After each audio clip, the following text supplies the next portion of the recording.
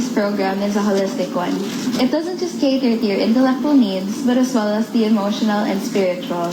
It creates an environment that doesn't let you compete with others, but compete with yourself. Every day, you discover your strengths, your weaknesses, and you just want to become the better version of yourself. You are with lecturers of high caliber who are also very humble and are able to simplify hard concepts. The facilities make you feel like you are at home, and it fosters a very good environment for learning. SLRC motivates you to top the board exam. They say you aim for the moon because even if you miss, you fall amongst the stars. And that's exactly what SLRC teaches us every day. I am Eliza Kimberly Yap Villarante, RN, SLRC Top Notcher. Yung ginawa kasi ng SLRC, ginawa nila ng intensive review. So doon sa program na yon, yung lahat ng mga napag-aralan ko nung college na hirap akong intindihin, yung ginawa lang ng SLRC parang sobrang dali lang kasi yung mga lecturers nila sobrang magagaling and para lang yung feeling ko noon, yung mga lecturers nila para ko silang mga older brothers and older sisters na kinakausap yung bata. So, ganun yung kanilang level para mas maintindihan ng mga nagre-review yung tinuturo nila. And then, yung pagtuturo nila is that ginagawa lang nilang magaan yung nag-i-enjoy ka habang natututo. Yun yung pinakamagandang experience doon kasi akala ko nung dati na mag-review ako, magiging para maabot yung dream, dapat maging tayong sobrang serious. Pero hindi yun yung nangyari. Ginawa nilang masaya kaya mas lalo kong naintindihan yung aking pinag-aralan. I am Paulo I. Bernardino, SLRC Top Notcher. I chose SLRC because I was amazed during a demo lecture. It was rich in content and very organized. Also, I heard from a friend of mine who graduated ahead of me that SLRC is the best. Great thing I listened because I experienced it myself. SLRC motivated me to be on top by constantly telling me that I could reach for my dreams. Also, those low scores I got from their difficult exams challenged me to strive harder and to persevere. I am Micah Marie S. Desiderio, RN, SLRC Top Notcher. Great experiences in SLRC. First, let's talk about the program. What I like about SLRC's Let Review program is that it is a complete package. Why did I say that it's a complete package? It includes series of check mechanisms, which includes pre-test, post-test, exam drills per concept, and the predictor examinations, which also includes rationalization. So kitang-kita pa lang natin, programa pa lang para sa mga estudyante, talagang kompletong-kompleto na. Hindi lang na-emphasize ang concepts, kundi yung mga application din ito in the actual test taking. So here in SLRC, they train you to answer a lot of difficult questions. So when I was taking my board exam, I found that the questions here in SLRC were actually much more difficult than the board exam itself. So it gave me a huge sigh of relief when I was taking the exam. So a big part of my motivation was actually the lecturers here in SLRC. They guided me throughout the review program. Well, for me personally, I'm weak with community health nursing as well as maternal and child nursing. So what I did was I consulted them and they helped me work on my weaknesses. And I am John Jeffrey Go, SLRC RN, SLRC US RN.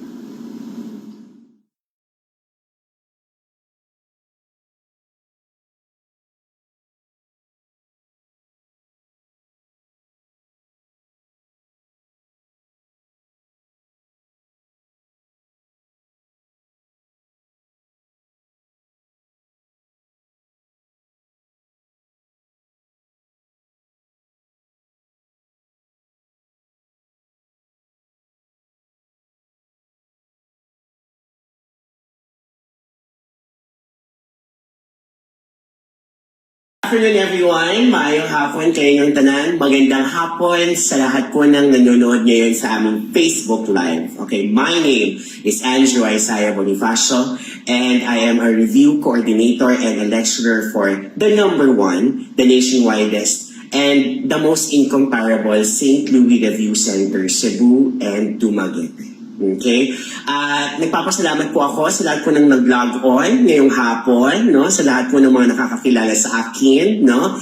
Thank you very much po for your support. Okay? Para po sa mga ngayon lang po nakakita sa akin, huwag po kayong mag-alala, hindi po kayo nakakakita ng monster. Okay?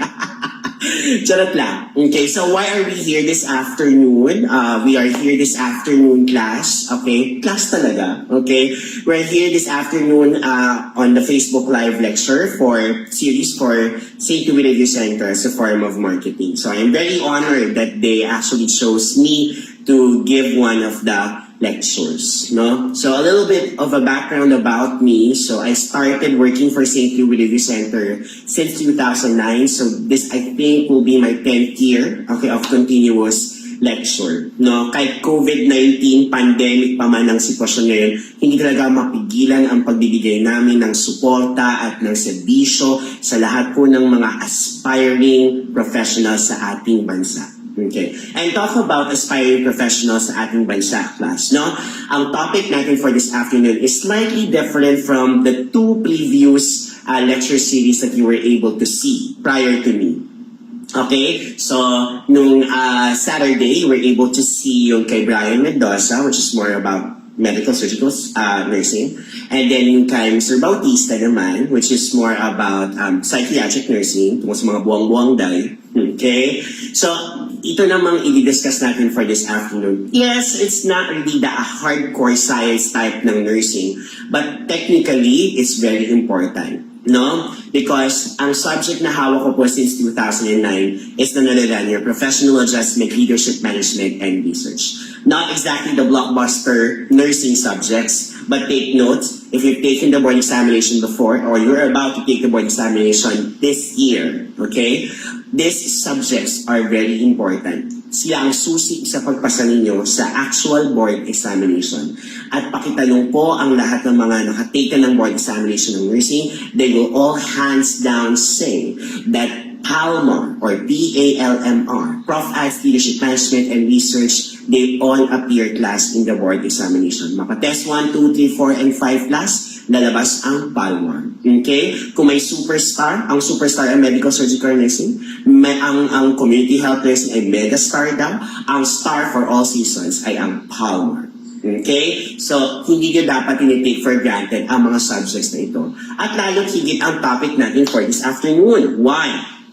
Now more than ever, in the situation that we have right now, we're facing an invisible enemy. Okay? It's a pandemic, no? It's COVID-19. Okay? And because of this situation, mas lalong na-appreciate, okay, sa ating society or sa ating lipunan ngayon, ang mga nurses na katulad natin. Why? Because nurses are at the forefronts of this pandemic. Okay? Nurses are the number one people who are on the front line of facing the menace of COVID-19 pandemic. So, it's very important that we take up or we become very aware of what makes nursing, okay, a profession. Okay? And that will be our topic for this afternoon.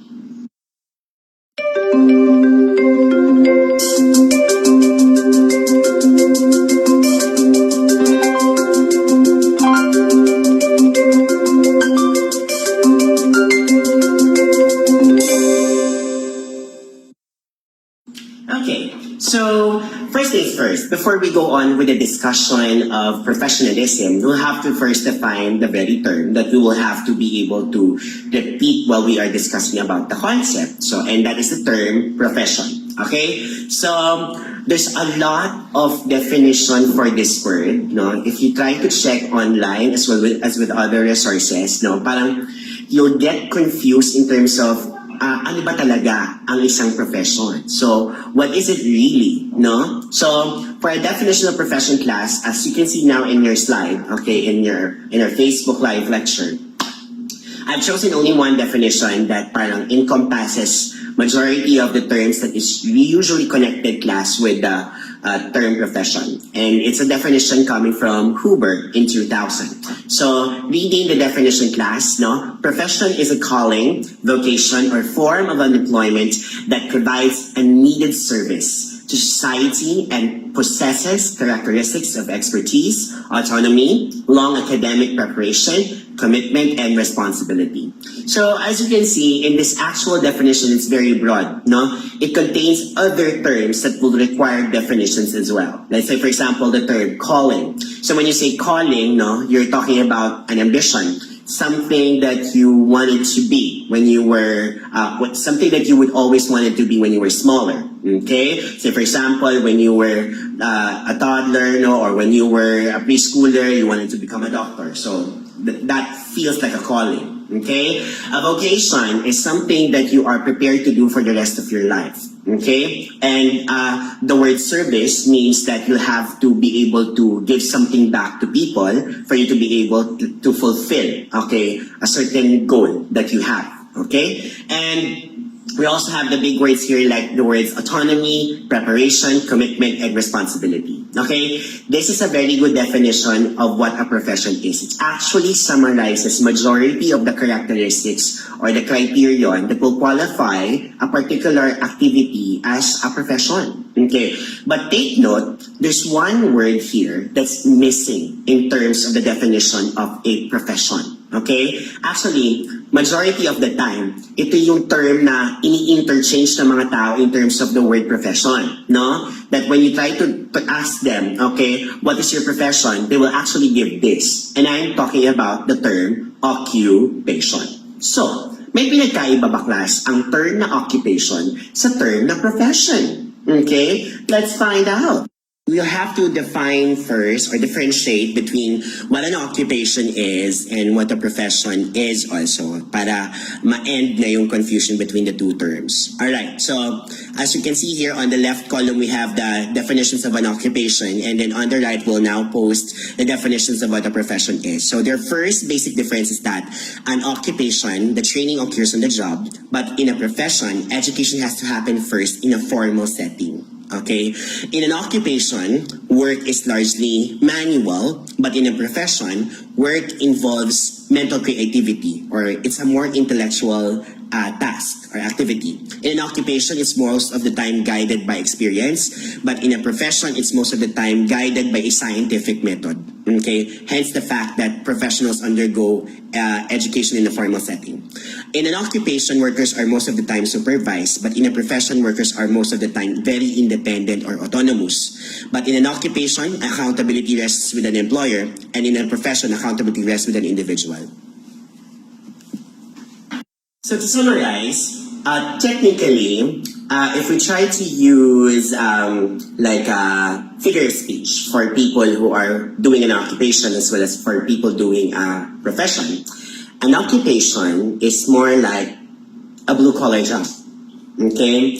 On the other hand, okay, the profession is more like a white-collar job, which means to say that they can kind of coexist. Okay? If you have an occupation, it could be inserted in a profession. But here's the thing. What a profession has, something, okay, that the occupation lacks. Ang ibig sabihin ko niyan, ang occupation, pwede sa isang profession. Pero pag ang profession class, okay, ang pag-uusapan, may bagay na meron sa profession na wala ang isang occupation lamang. Okay?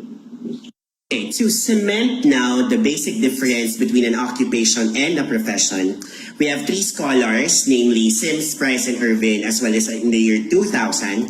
They were able to come up with a specific document that contains the 7 criteria for what a profession should exhibit. Which means to say, class, no? Parang kung sa Miss Universe ang pag-uusapan natin dito, it's like a criteria for judging. It's like a list of qualifications for an activity, a job, or a sort of an employment to be counted as a profession. Importante ang part na to, at kapag professional ka, kailangan abala ka. So ito ang mnemonic natin class, abala ka. A-B-A-L-A-C-A. Abala ka. Let me repeat that, abala ka. Repeat that on yourselves, abala ka. Okay, so ito lang ang tatandaan niyo, class.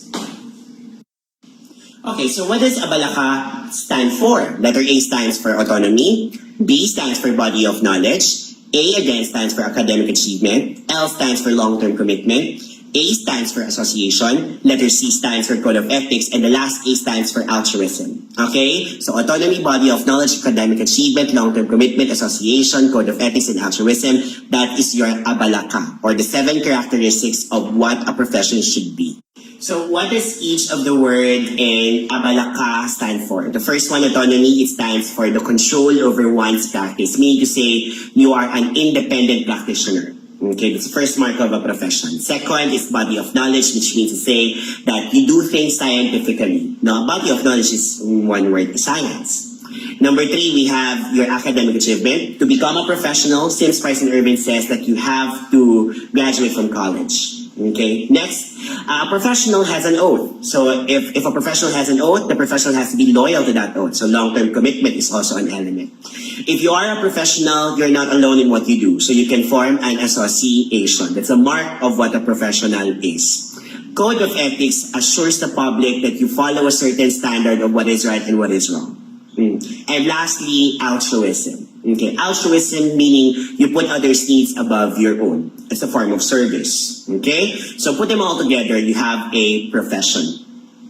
For the real question, is nursing a profession? Totoo ba talaga na nursing is a profession, or can we call a nurse a professional? And to answer that question, well, it's a resounding yes. Okay, definitely yes. And hindi naman tayo mag-discuss ng professionalism in nursing kung hindi naman professional nursing. Tama? Okay. Now, here's the thing. It's a question that's easy to ask. It's an answer that's easy to give. But it is an answer that's hard to explain. No, count on it. When you ask most nurses, no, if you ask them the question, is nursing a profession? They would always answer yes. Walang tulak kabigin. Okay? Walang pag-second thought. They would always answer yes. But if you give them the follow-up question, okay, nga naman, bakit? Okay? Can they answer? Okay, they would usually go around circles. Alright, so how do we justify our answer of a yes to nursing being a profession? Of course, we already had the criteria of what a profession is all about. Tama? So let's check if all of those elements in the criteria of a profession is counted in nursing. Let's bring out again the criteria for a profession coming from Sims, Price, and Irvin, and let's check if pasok siya sa lahat sa nursing. So autonomous ba ang nursing? Of course, you're in the Philippines, yes. RA 9173 Article 6 says nursing is an independent practice in the Philippines. So our law says that nursing is an independent practice. So autonomy, check. Next. Scientific ba ang nursing? Of course, yes. No? Okay? Why? Because we use a scientific method and it's called nursing process. Sinong nag-coin ng term na nursing process? Of course, no less than Lydia Hall, a nursing theorist. So no question, scientific talaga ang isang nurse practitioner.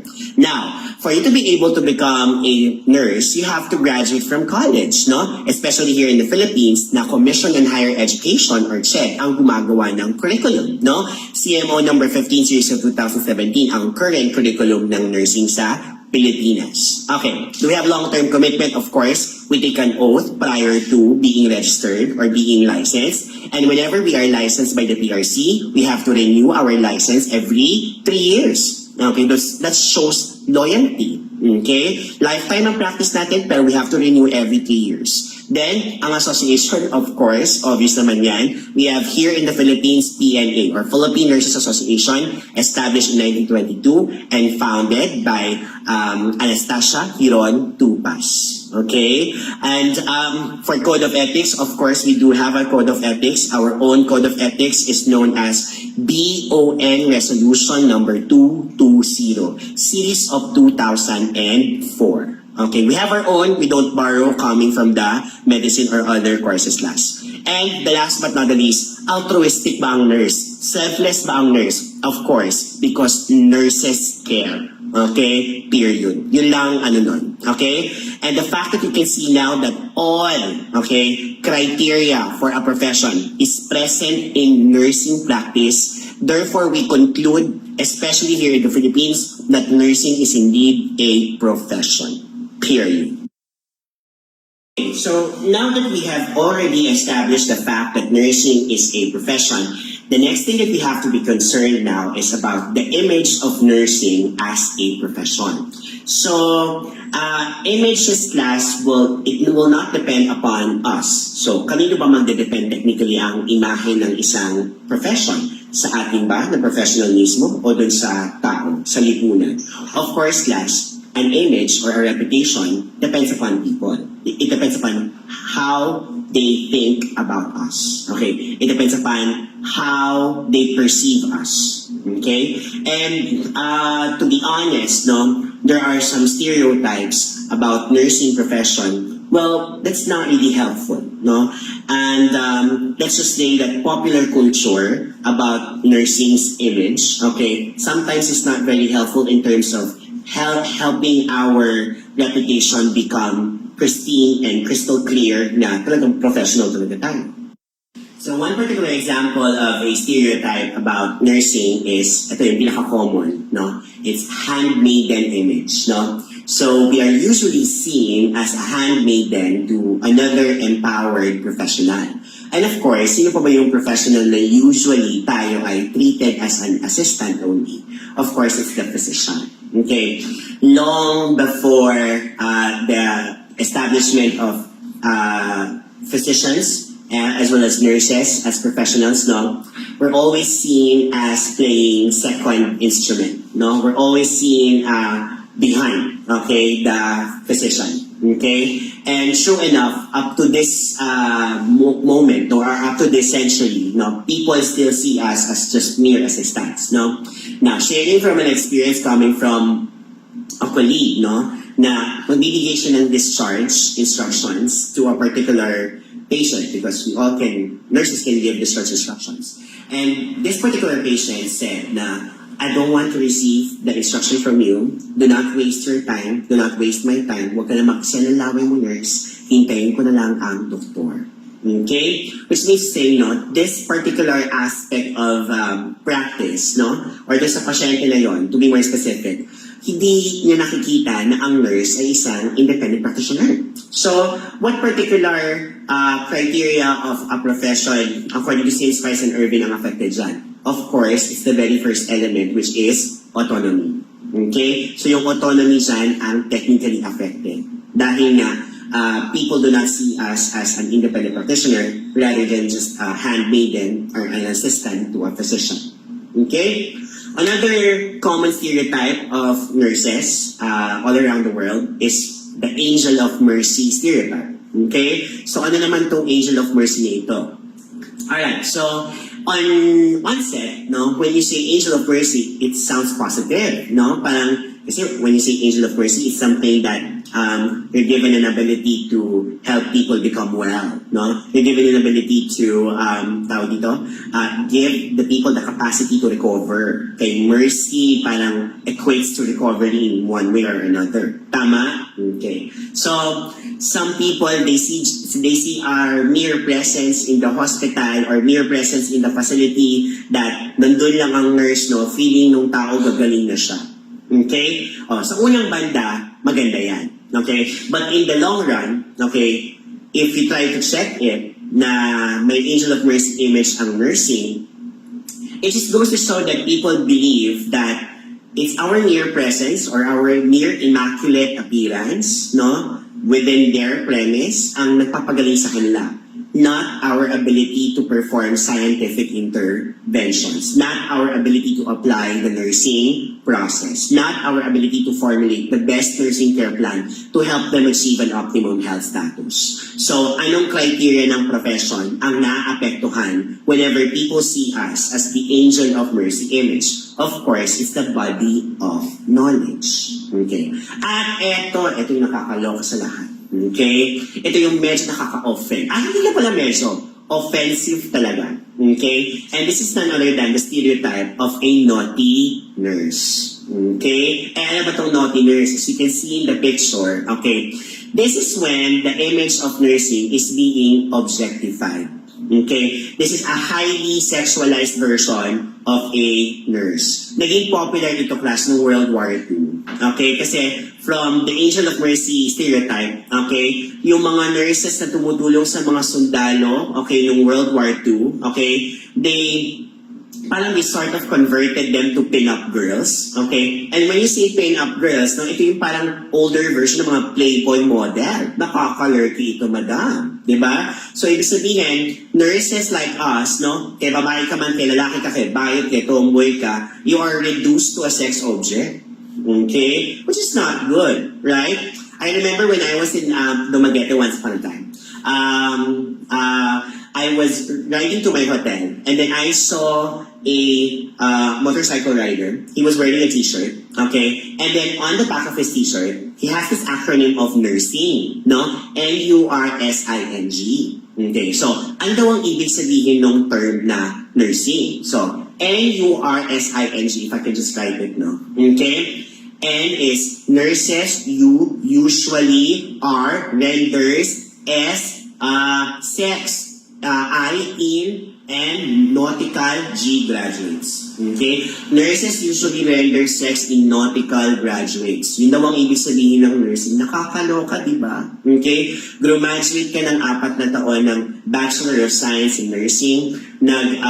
Pursigi ka na makapasa ng isa sa mga pinakamahirap na board examination sa buong Pilipinas, and yet you are reduced to a sex object. It's very unfair. Okay, so itong tatlong image na ito, class, no? At nga pala, yung naughty nurse na yan, nakaka-apekto ba yun sa professional image ng nurse? Of course, very much, no? At anong aspect doon? Yung code of ethics. Okay? Baka kasi pag nakita nila tayo na bastusin tayo, na popoking ng mga nurses, no? Bulikat ang mga nurses, no? Okay, because of that particular image, okay? It decreases our credibility, okay, to become or to be called a professional. Okay? Ay, baka nga dahil dun sa image na yun, talagang hindi natin deserve na maging isang professional class. Okay. So, mapa-naughty nurse, mapa-angel of mercy, or mapa-handmaiden image. All of these stereotypes does affect our professional image. So, class, what are we supposed to do for us to be able to preserve the good image of a nurse? What are some efforts that we can exert so that we can maintain the professional image of a nurse? To improve the image of nursing, what are we supposed to do? EPAL. Okay? Kailangan makialam tayo, kailangan umeksena tayo, kailangan lahat tayo ay maging EPAL. So what does EPAL mean?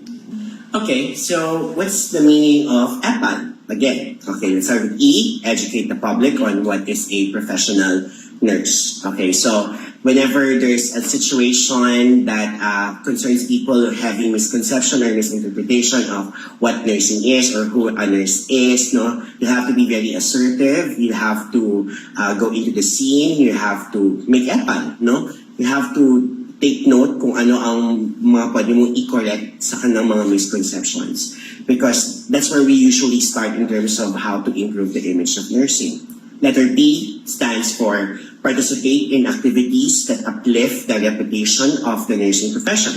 So, during October, we have your International Nurses Month, okay? At the 3rd week of October, that's the official week for nurses as declared by Gloria Macapagal-Arroyo IV. And May 12 is International Nurses Day, being it the birthday of Florence Nightingale. So during these activities, we can become very visible. And visibility is very important in terms of the public eye. Next, we have letter A, which means to say advocate for the rights of nurses. No, to advocate means to speak, to act in behalf of those who are marginalized. So, for example, if nurses like us are being marginalized, if hinahamak tayo, no, may mga karapatan na hindi binibigay sa atin na deserve naman natin, kailangan ipaglaban natin. Okay, kasi sino pa ba magtatanggol sa atin kundi tayo din? Tama? Okay? So, you'll have to help out other nurses, okay, fight for their own rights. And finally, we have L. L stands for lobby for bills and proposals to improve the work condition of nurses. So, How do you lobby? So the first thing that you have to do, you have to take note kung sino ang inyong congressman, sino po ang inyong district representative, okay? Or kung sino po ang politiko na pwede niyo pong sulatan na pwede pong sumuporta sa welfare ng nurses na katulad natin. Okay? So, writing laws can actually help uplift our condition in society. So that's EPAL, educate, participate, advocate, and lobby. And speaking of EPAL, or educating, or participating, or making nursing very visible to the eye of the public, and being visible to the eye of the public meaning visible in the sense that we are seen as professionals, or seen that we are fighting for our rights, okay? One way to do that is to become politically active. Okay, siguro sasabihin ng iba na ang pagiging politically active dapat sa politiko lang. Okay, actually that's wrong. Regardless of what your work is, okay, or regardless of what profession you have, kay engineer ka, doctor ka, and all the more if you are a nurse, okay, you should become politically active. Because take note, no, laws in our country govern our practice. Okay, in one way or another, it affects us. So, which means to say, if it affects us, you'll have to make sure that you do participate in terms of how people create it. Okay? So, when you're able to participate and show that you care, okay, you're able to make these people legislate, okay, laws that are more vital to society and more helpful to the welfare of nurses. Diba? Kapag nakikialam kasi tayo sa politika, no? Like for example, nagko-comment ka on things na may karapatan kang mag-comment, okay? Or may alam ka na dapat ito ang ginagawa pero hindi ito yung ginagawa ng ating kung sino man ang nasa gobyerno, okay? Magandang way yan para ma-improve mo kung ano man ang mga conditions na kailangang improve sa kung ano mang profession meron ka. Okay? Political activism can actually contribute to the progress of our profession. Okay, and have we been politically active here in our country? Of course, yes, no? And one proof of that is this one. Okay, so we have a party list, okay, our political party list, okay, dedicated to advocating for the rights of nurses as well as our patients. No, it's called Ang Nars Party List. Okay, if I'm not mistaken, Ang Nars Party List was organized back in the 2000s pa. Okay, they were able to first run, okay, in Congress in 2010, and they succeeded, okay, by 2013. The very first congresswoman, okay, who you see the picture right now, okay, to represent Ang Nars is Dr. Leia Primitiva Pakis, okay? So it's through her, okay, that we are actually represented and we have a voice in the lower house, no? Importante bang meron tayong boses sa ating kongreso? Of course, no? If you don't know it yet, no, the Congress is responsible for creating the law. So which means to say, if we are to create a law for nurses, we should have a representation. Okay? And the fact that we have a representation, it's a good opportunity for us to be able to show that we are politically active, that we are visible, and that we are indeed professionals.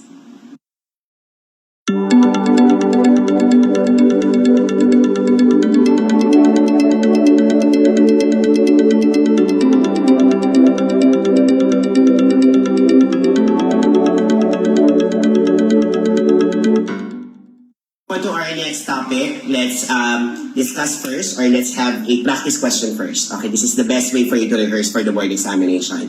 Okay, so let's have our practice question. Changing nursing's image in the public eye will not be easy. Which of the following strategies are needed to change nursing image in the mind of image makers? Okay, so this is a SATA question, no? Select all that apply. Preliminary option number 1, we have informing the public about the job description of a registered nurse. Okay? Pasok kaya yan. Number 2, involvement in the political processes that shape their profession. Then we have number 3, increased effort to publicly praise and value nursing. Okay? And number 4, emphasize the contribution of nursing to patients. Now, as you can see, we have a final option class na Alpha, Bravo, Charlie, and Delta. This is the usual format now of the question in the board exam. I'm going to give you 20 seconds to read again and then give me an answer. Ano kaya? sabot. No? Unsa man day. Okay? Ano kaya? Si Alpha, Bravo, Charlie, or Delta?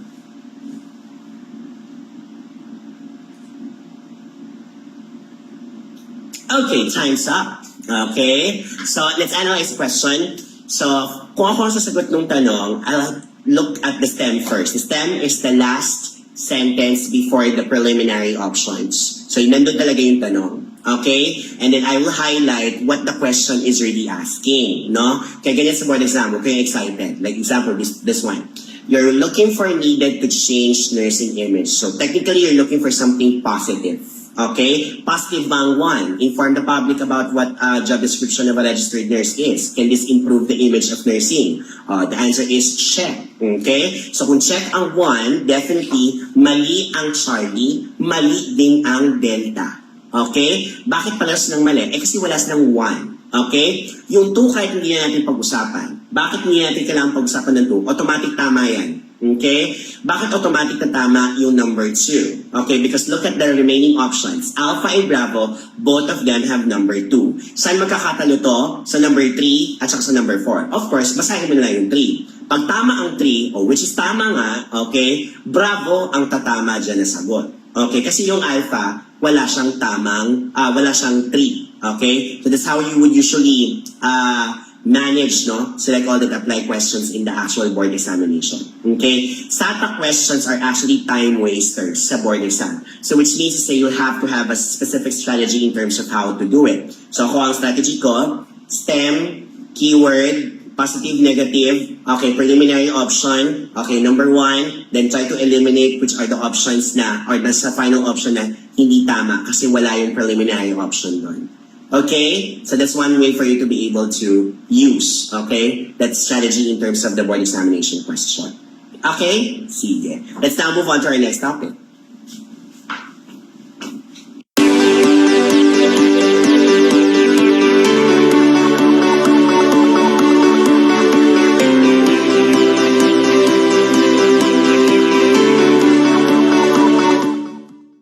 Now that we have already established that nursing is indeed a profession, ano kaya ang next topic natin? Of course, ang susunod na kailangan pag-usapan this time is how to become a nurse professional.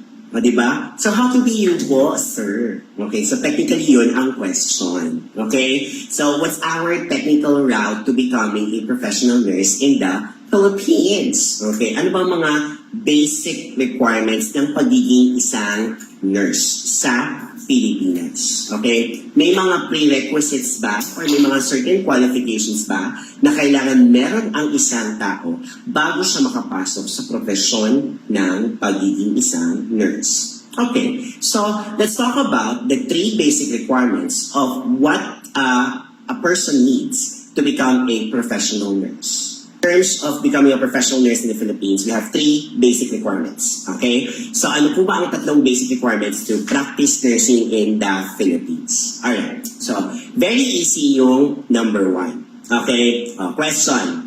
Meron bang nurse na bulag? Yes or no? The answer, class, is obviously no. Okay. Paano mo magkaka-nurse na bulag, class? No? Okay. So, paano siya magbibigay ng gamot? No? Hula-hula na lang ba ito? Dahil ito ay bilog, ito ay paracetamol. Pwede ba yun? Of course not. Tama? Okay.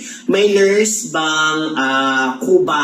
No? Na siya kyphosis. Okay? Is it possible for a kyphotic person to perform nursing procedures? I think that would be very difficult, right? Okay?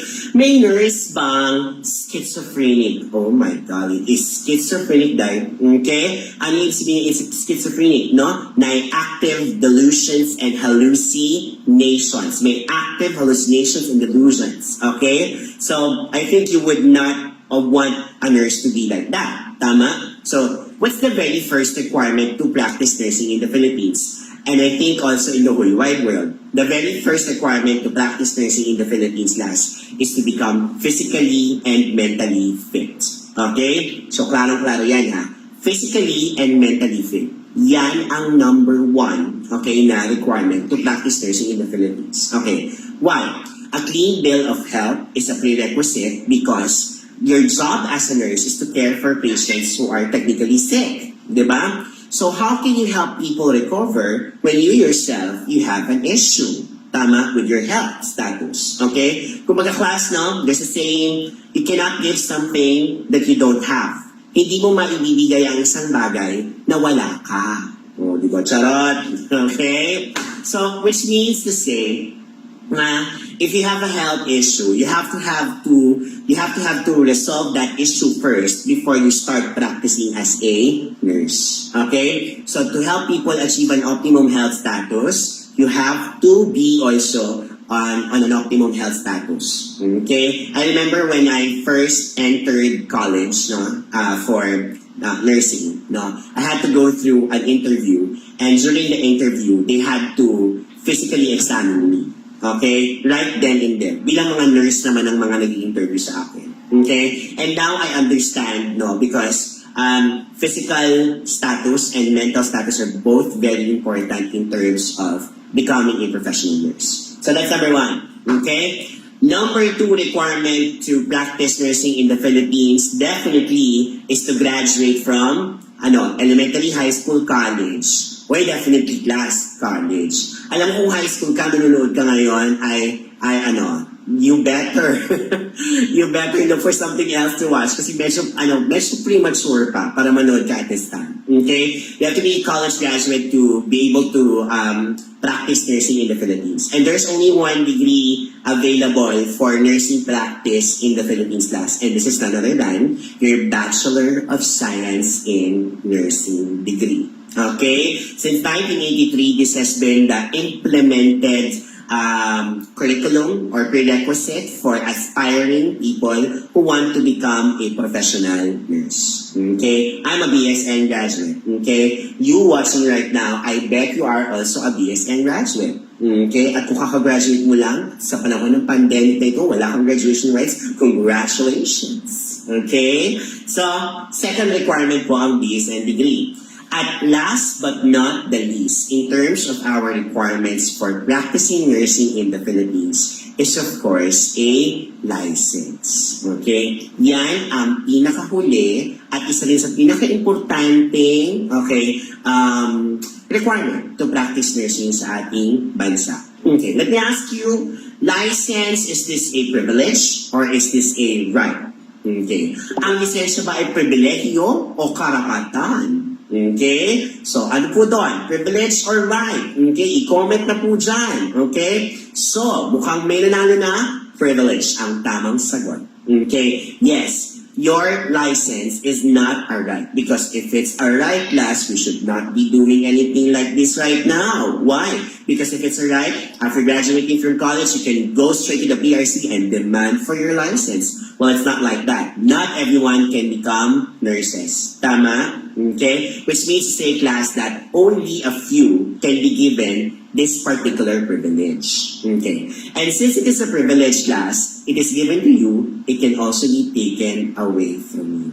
Paano po ba magkakalisensya sa Pilipinas, sir? Okay. Or for you to be able to understand and to appreciate that, okay, we'll have to take note first of the law, okay, that governs the practice of nursing in the Philippines. And class, what is that law that governs the practice of nursing in the Philippines? Of course, it's your Republic Act number 9173. But again, what are the 3 basic requirements to practice nursing in the Philippines? Number 1, it's to be physically and mentally fit. Number 2, you have to graduate from a BSN curriculum. And number 3, you have to have a license. Alright. And to get that license, you need to understand the Philippine Nurses or Nursing Act of 2002. Ano po ba yan? Let's go to the next slide. So what again is RA 9173? Naku, ayun na sir, yung mga RA na yan sir. Naku, Diyos ko Lord, lumalabas ba yan sa board exam sir? Naku, lumalabas yan. Okay? Ang RA lang na alam ko sir ay rheumatoid arthritis. Naku, kailangan ka nang mag-review sa St. Louis Review Center. Okay? Ngayon, sa lahat ng mga Republic Acts na kailangan nyo pag-aralan at kailangan nyo i-trace back, okay, down the memory lane in terms of preparing for the board examination, the most important Republic Act that you're supposed to study and you also need to know by heart is definitely RA 9173. O ano po ba itong RA 9173? This is your Philippine Nursing Act of 2002.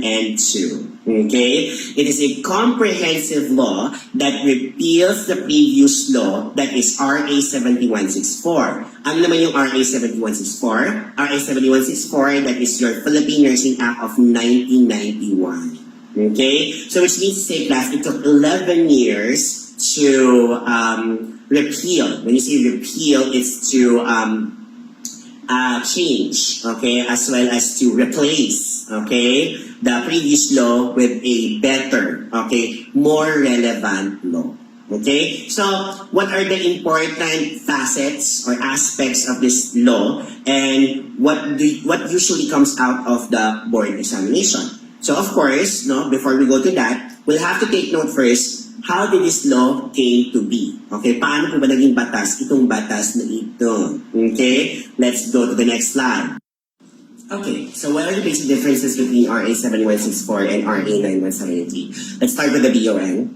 In 7164, the BON is only composed of 5 members. Okay, in RA 9173, the BON was increased to 1 chairperson and then 6 members, making officials up to 7 people. Then for 7164, ang BON hindi pwedeng green card holder. So no dual citizenship in 7164. In 9170, that was removed, but experience is increased to 10, okay, with 5 being done in the Philippines. Okay, so that's a basic requirement now. If you're taking the NLE in 7164, there's a limit. It's only up to 3. If you fail 3rd time, you have to take a refresher course. In 9170, there's nothing like that. You can take the board examination in 9170 for multiple times without a limit. In 7164, you want to apply to become a part of the College of Nursing. You have to be part of the graduating class, upper 40%. And then in 9170, wala nang requirement na ganyan. 7164, ang requirements again, 3 taon ng clinical experience. Pero sa 9173, it was increased to 5 years. Okay? In 7164, faculty requirement is also 3 years, clinicals. But in 9173, faculty requirement was reduced to only 1 year due to the scarcity of faculty. Now, in 7164, the fine was only 10,000 to 40,000 pesos. But in RA 9173, it was increased to 50,000 to 100,000 pesos.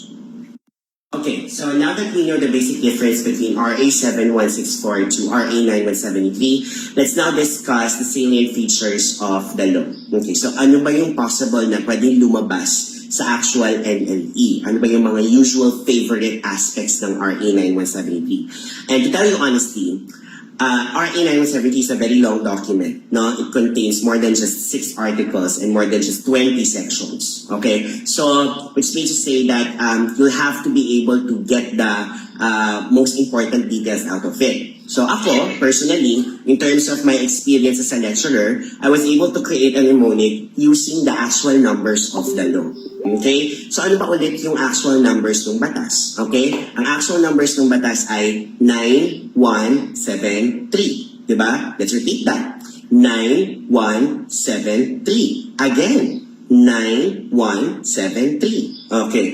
Apparently, may ibig sabihin pala yung 9173 doon sa batas. Okay, let's start with the first number. Okay? The first number, class, is number 9. Okay? Number 9 stands for the number of units in administration, okay, during a graduate school, okay, required for a staff nurse to become a manager. Okay, so if you want to become a manager or you want to occupy a higher position than a staff, okay, the basic requirement is that you have to be a registered nurse, you have to have at least 2 years of clinical experience, and at the same time, you have to become a member of the PNA, okay? And aside from that, of course, you have to have 9 units of management, okay, and administration in a graduate school. Okay? So, ano ba ibig sabihin nun? So, it means master's degree. Okay? But not immediately masters, no? Kailangan mo lang 9 units lang. So, technically, that could be at least 1 semester, tapos ka na. Okay? And then after you're able to get that 9 units, the 2 years experience, okay, you can already start applying to become a manager in a hospital. Okay? So that's for number 9. No? That is section 29 of your RA 9173. Okay? Next, what is 1? Okay?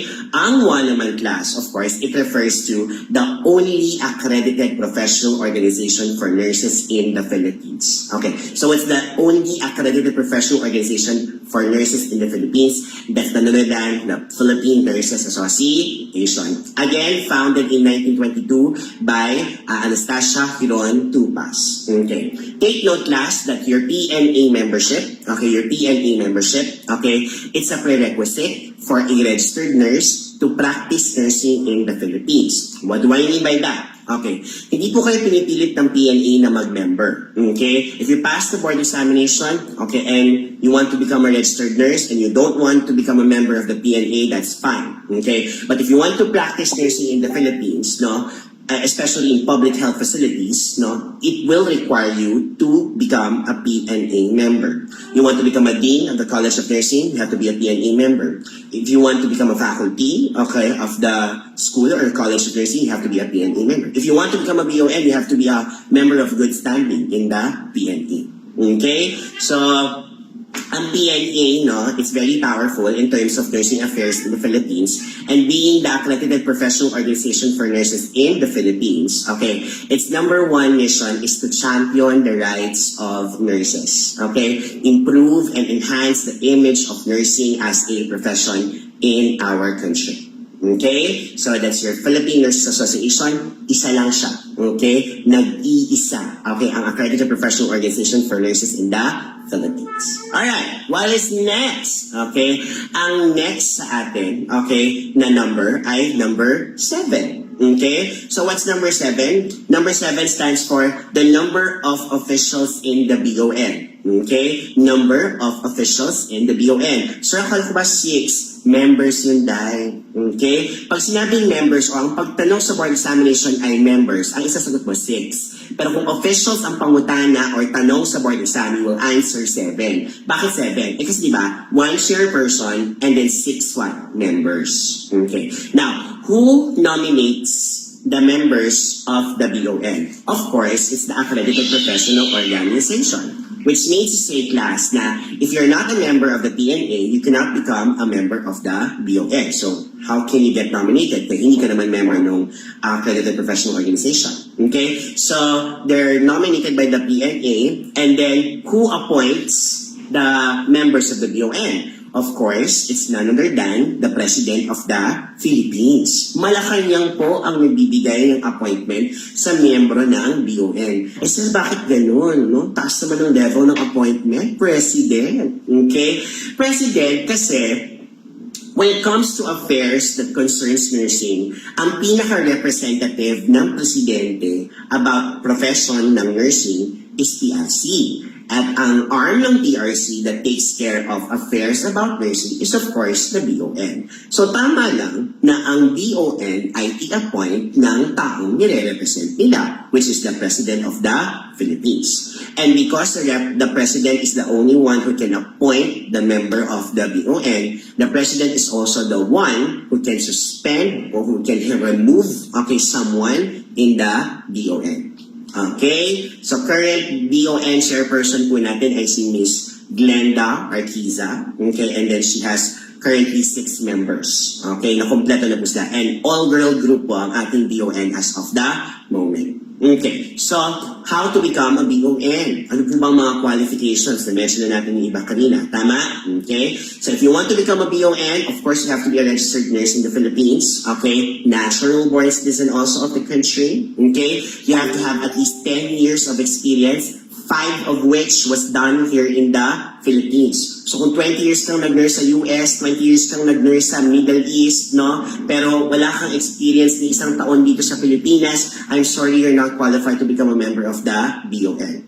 Let's talk about educational attainment. Kung educational attainment class, ang minimum level of requirement is a master's degree. Okay? Master's degree ang minimum level of requirement. Anong master's, sir? Walang specific. Okay? As long as RN siya at may master's degree siya. Okay? Except for that chairperson. Kung chairperson, kailangan ang master's degree niya related dapat sa nursing. To be more specific, kailangan Masters of Arts in Nursing. The members of the BON, RN, and then kahit ano ng master's degree. Eh paano kung doctoral degree, sir? Eh di mas maayo. Okay? Minimum requirement na pinag-uusapan natin. So kung minimum requirement, master's degree yan. Alright. Now, kailangan din bang miyembro ng PNA class ang magiging miyembro ng BON? The answer is yes. And also, kailangan walang conflict of interest ang magiging miyembro ng BON. So say for example, Dean ka ng isang College of Nursing and you were appointed by the President to become a member of the BON, you have to resign from your position from the college and then take over the position as a member of the BON. Okay? Eh sir, ano po ba ang tasks o trabaho ng BON? Okay. So class, no? Your BON has 3 powers. Okay, ano po ang tatlong kapangyarihan ng inyong BON? Okay, your BON has an executive, a quasi-legislative, and a quasi-judicial power. Okay, so an example of an executive power, of course, is the ability to implement the nurse's licensure examination twice a year. Okay?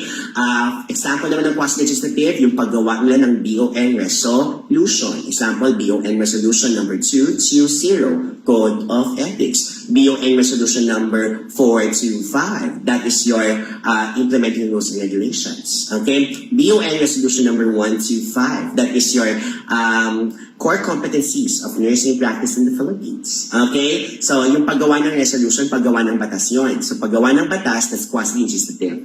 And last but not the least, quasi-judiciary is also a power of the BON class. So, they can hold court trials, of course, under the supervision of the Department of Justice as well as the Supreme Court. Okay? So, again, 3 powers class ng inyong BON: executive, quasi-legislative, and quasi-judicial. Okay? Nakuha, ina-appoint ng presidente, ninonominate ng PNA. Okay? Gaano katagal ang isang termino ng isang miyembro ng BON? 3 taon. Pwede po bang ma-extend? Depende sa appointment gikan sa presidente ng Pilipinas. Okay? So, the President of the Philippines, as I've told you, will be the one to determine to if ever i-extend or hindi i-extend ang termino ng isang BON class. Okay? So for number 7 class, that is your 7 officials of the BON. Okay? Wait, kilalanin nyo inyong BON. Bakit sila ang gumagawa ng exam? So kung kilala nyo kung anong forte nila, most probably, you would also be able to kind of get a clue in terms of what type of items they could put into the actual board examination. Okay, that makes sense, right? Okay. Now, what's the last number of the law? The last number of the law is what? 3. Tama? Okay. So what does 3 stand for? Okay, very easy. 3 stands for, okay, the number of years that you are allowed to use your PRC ID, which means to say, it is the amount of years of validity of a PRC ID. Okay? So, ibig sabihin, kapag ikaw ay naging lisensyado ng nurse, may dalawa kang proof, okay, na ikaw ay lisensyadong nurse. One proof is your certificate of registration, and another proof is your PRC ID. Okay, ano pong pinagkaiba? Material na lang pag-usapan natin. Yung certificate, papel. Okay? Yung PRC ID, card. Okay. Ano sa dalawang yan ang dapat dala-dala mo everyday? Yung card o yung papel? Ay, of course, that's yung card, di ba? Mukha ka namang tanga if ever na dala mo yung certificate everyday. Okay? So, yung card mo ang dapat mong dala. Yung card mo ang dapat nasa wallet. The card or the PRC ID card, okay, it expires every what? 3 years. At anong date siya usually mag-expire? Mag-expire siya kapag birthday mo na ng 3 taon mo na may hawak ka ng lisensya. Okay? Nakuha? Okay. Alright. So in your PRC ID card, no, here's an example of a PRC ID card. This is my own PRC ID card. Ito yung expired na card ko. Okay? Makikita niyo dyan sa card na lahat ng mga detalye in terms of my name as well as my registration number, of which I have to hide, no, for confidentiality purposes. Kanus ako nag-register and then kanus ako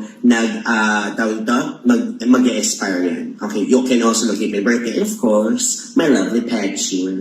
Okay? That's why pag kayo kayo, pag pumasa kayo ng board examination, di ba papasa kayo? Okay?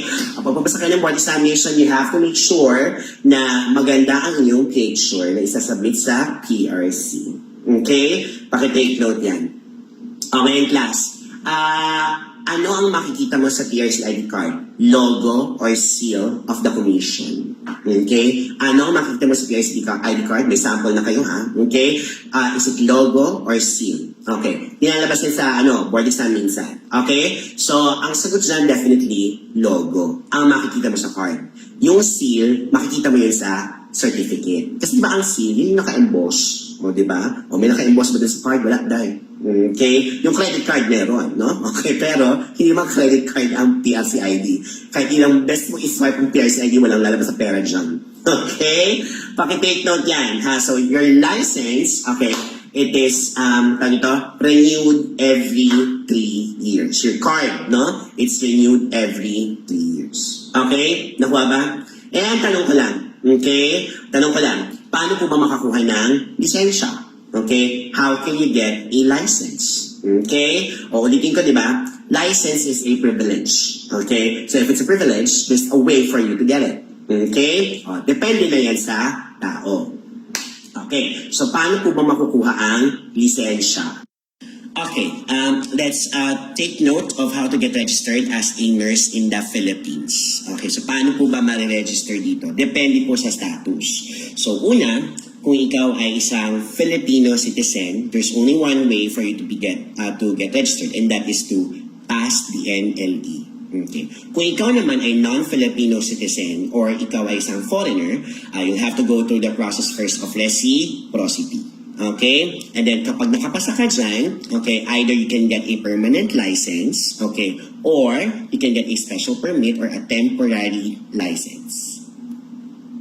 So, i-explain natin kung paano magiging registered nurse ang isang Filipino citizen. As you can see kanina dun sa diagram, if you're a Filipino citizen, okay, you're watching right now, the only way for you to get registered as a nurse here in the Philippines is to take the board examination. Okay? And in terms of taking the board examination, what is your goal? Okay, to top the board exam. Okay, charot. Okay? So technically, yun ang goal mo, to top the board examination. Pero ang minimum requirement lang naman, okay, is to pass. Okay? So how would you know that you passed the board examination? Okay? You have to get a grade of at least 75%. That's a general weighted average. Okay?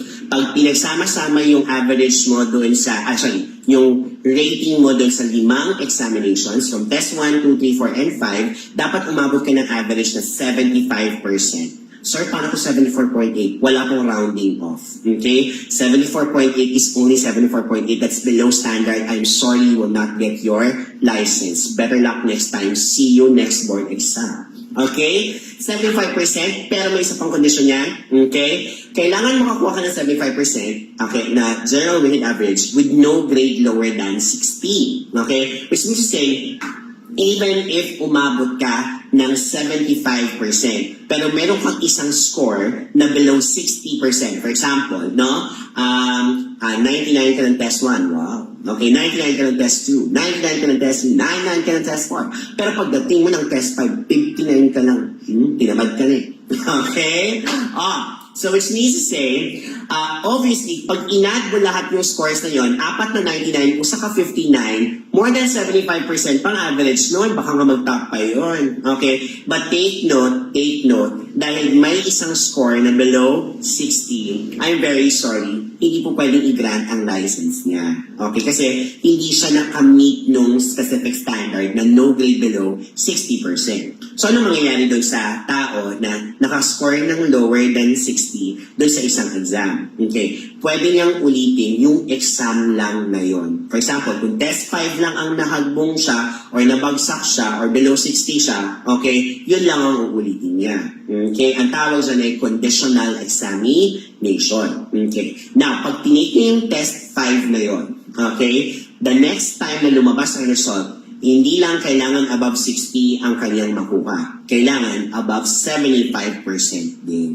Okay? So, pag hindi siya nakakuha ng above 75%, of course, uulit siya ulit. Okay? May limit ba ang pag-take ng board examination? Okay. Well, according to 9173, wala po siyang limit. Okay? Kaya take lang ng take. Lalo na sa mga panahon ngayon na marami pong naghahanap ng nurse.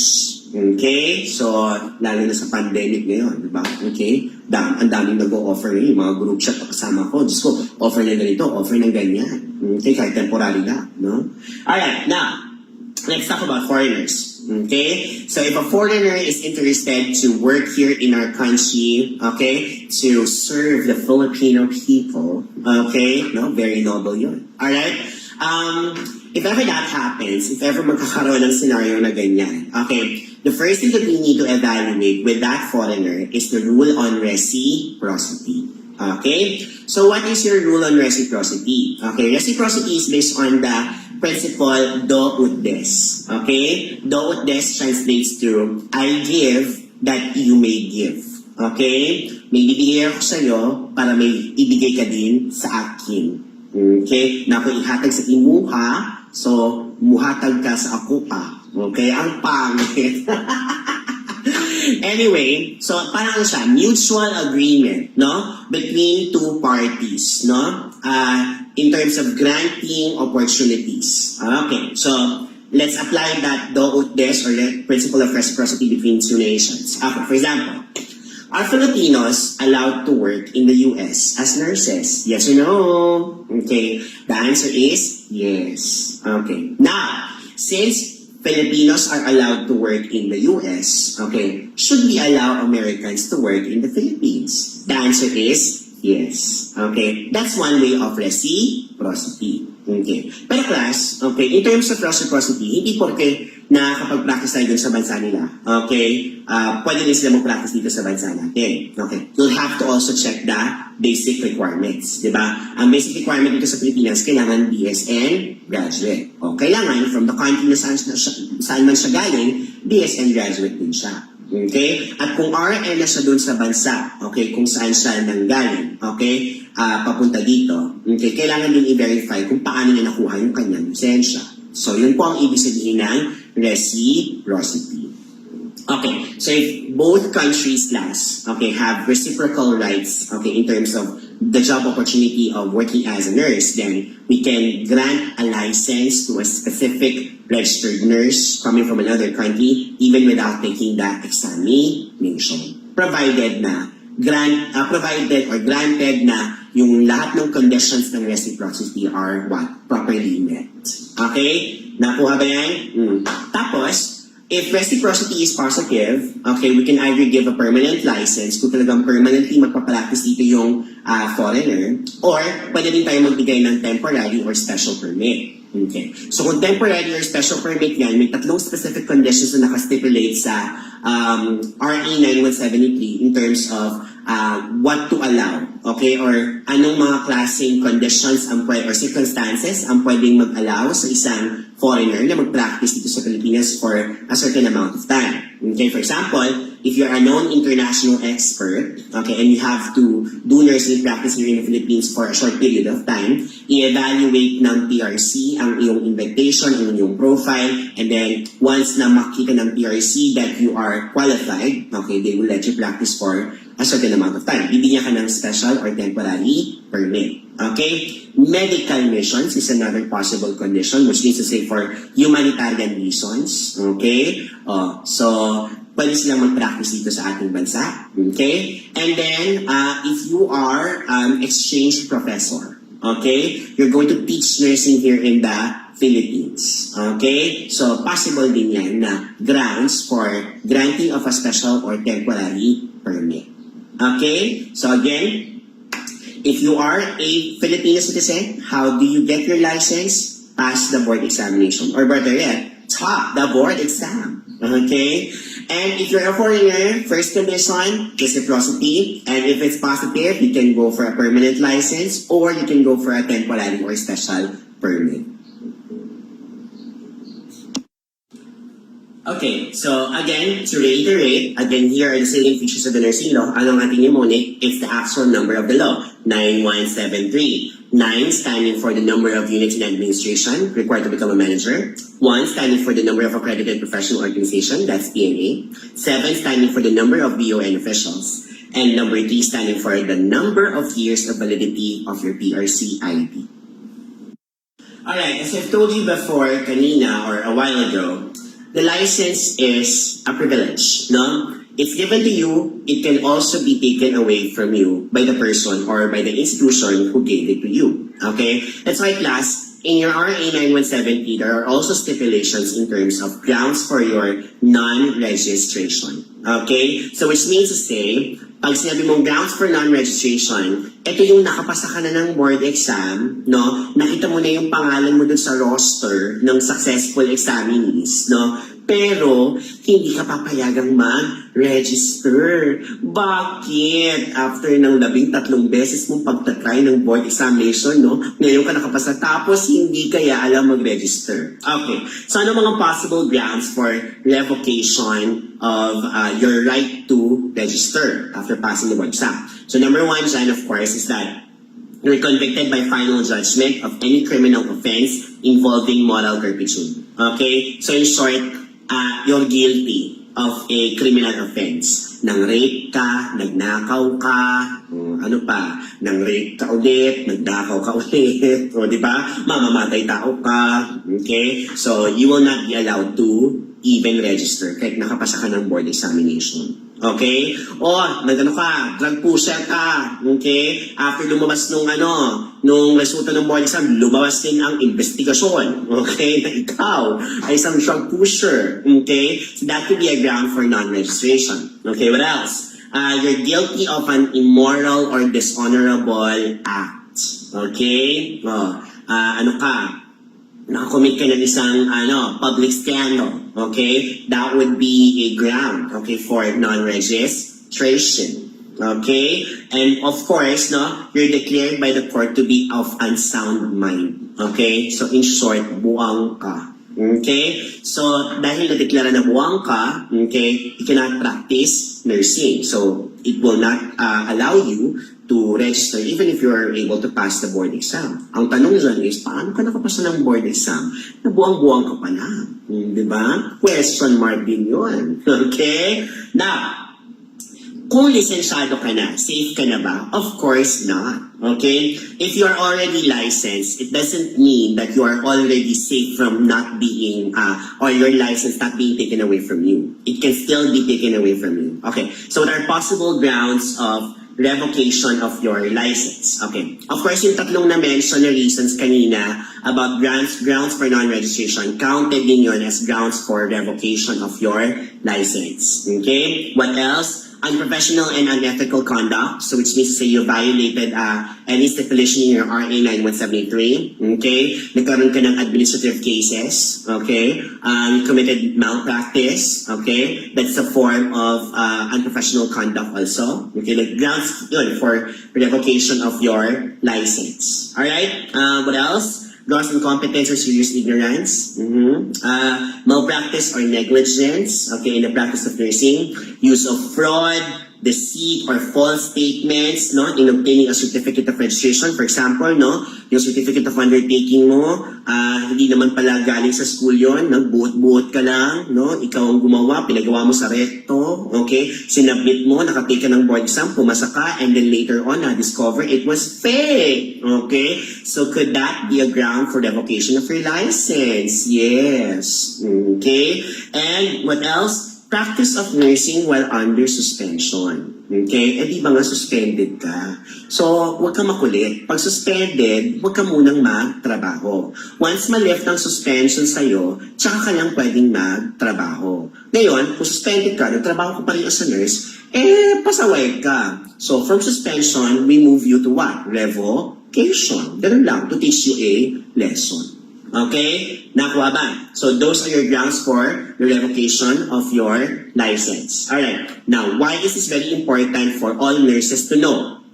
Practically because nurses need to protect themselves from this type of situations. Okay? Mahirap mang kunin ang lisensya. Yes, napakahirap kunin yan. 4 na taon sa kolehiyo, okay, at least 6 na buwan ng pagpe-prepare or pagre-review for the board examination, and then in all of a sudden, in just one moment, makukuha lahat sa'yo. O di ba? Yung lisensya na pinaghirapan mo, yung 2 letra sa dulo ng iyong pangalan. Okay? So it's very important that you're knowledgeable about this so that you can protect yourself. Not only yourself, but also your patients, the recipient of the care that you render, okay, to them. Okay? So very important na alam mo yung mga salient features ng RA 9170, pati na rin ang grounds for revocation of the license of the nurse.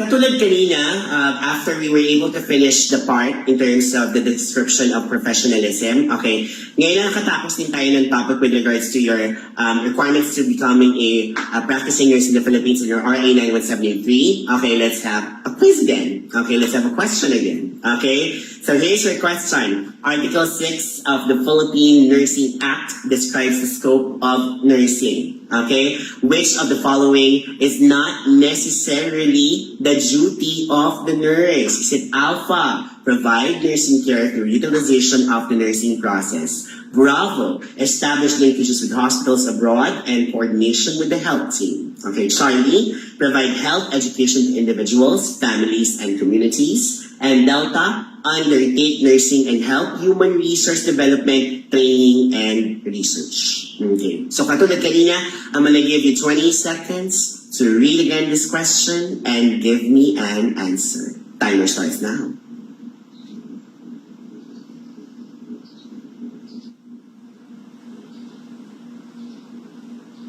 Ano kaya ang sagot? Mas mahirap ba ito na multiple choice now? Or mas mahirap yung kanina na select all that apply? 5, 4, 3, 2, 1. Okay, time's up. Alright, so strategy again, okay, for this particular question. Okay, alam niyo class, very important sa board examination na hindi ka lang maraming knowledge. Kailangan meron ka ring strategy. 2 things that will help you conquer the board examination, no matter what type of course it is. You have to have your knowledge base and you have to have a strategy. Okay, talo ng madiskarte ang matalino. Okay, in terms of the board examination. Alright, now, anong magandang diskarte natin sa question na ito? Okay, again, read the stem. The stem is the question or the statement that comes before the options. Okay, at ang sabi sa stem, not necessarily the duty of the nurse. Okay, so what's it pangutana or what is being asked? Is it negative or positive? Negative ang tinatanong class. Tama? Okay. So maghanap tayo ng negative tungkol sa Article 6. Yung dili, okay, appeal, no, sa RA 9173. Okay. Simulan natin sa alpha. Provide nursing care through utilization of the nursing process. Positive or negative? Definitely positive, no? Okay? Kahit anong angulo ng option na yan ang tingnan mo, positive na positive yan, huwag yan ang isagot mo. Bakit ang hinahanap natin ay negative? Okay. Letter D, okay? Establish linkages abroad, okay? And coordination with the health team, okay? Positive or negative, okay? Ito class ay negative. Okay? Bakit negative yan? Okay? Ang word na nagpa-negative dyan ay ang word na abroad. Okay? Ano po ba yung batas? RA 9173. Philippine Nursing Act of 2002. Okay? So, paano nagkaroon ng abroad dyan? Okay? So, yung word na abroad, okay, ang nagpamali sa option bravo. It's the one which is negative. At dahil siya ang negative, wag mo nang basahin yung Charlie, wag mo nang basahin yung Delta. Kung 100% sure ka na sa isang option, okay, don't even bother reading the other options because if you're the type that you have a tendency to overanalyze questions, I would say and I would advise that you do stick with a 100% option. Okay? And here, the 100% option, the negative, is what? Bravo. So the correct answer for this question is bravo. Hopefully you got it right.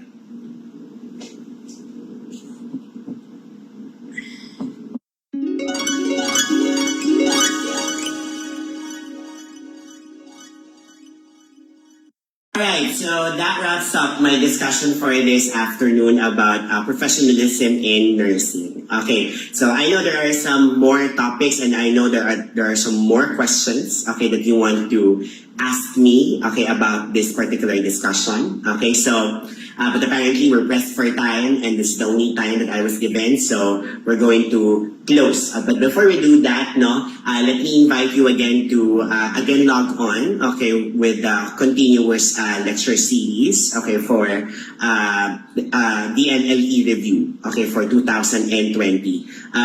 Meron pa pong dalawang lecture series after me, so I think that will be Mr. Flores, okay, and another one by Mr. Mendoza. Okay? So, yung sa kanila, okay, mga hardcore sciences na yon. Okay? Ano pa? I would also like to invite everyone to please like our pages.